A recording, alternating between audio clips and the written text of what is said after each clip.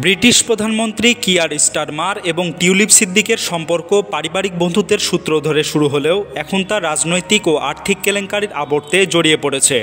স্টারমারের প্রথম আন্তর্জাতিক সফরে বাংলাদেশে যাত্রার সময় তার সঙ্গী ছিলেন টিউলিপ। ওই সফর থেকেই দুজনের সম্পর্ক আরও গভীর হয়। 2019 সালের সাধারণ নির্বাচনে যুক্তরাজ্যের আওয়ামী লীগ শাখার সদস্যরা স্টারমারের প্রচারণায় সক্রিয় অংশগ্রহণ করেন। তবে 2023 সালে বাংলাদেশে শেখ হাসিনার পতনের পর টিউলিপ সিদ্দিকের বিরুদ্ধে একাধিক দুর্নীতির অভিযোগ ওঠে। বিশেষত তার পরিবারের সদস্যদের মালিকানাধীন প্রাসাদ ও ফ্ল্যাট নিয়ে প্রশ্ন দেখা দিয়েছে।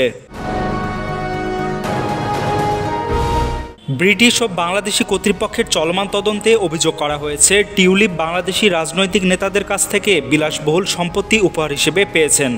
সবচেয়ে বিতর্কিত সম্পত্তিগুলোর একটি হলো ফ্ল্যাট, যা তাকে আওয়ামী লীগের এক ব্যবসায়ী সমর্থক উপহার দেন বলে দাবি করা হচ্ছে।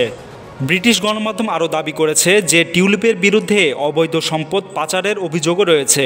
টিউলিপ নিজেকে নির্দোষ দাবি করে বলছেন তিনি সত্য উদ্ঘাটনে পূর্ণাঙ্গ তদন্ত চান।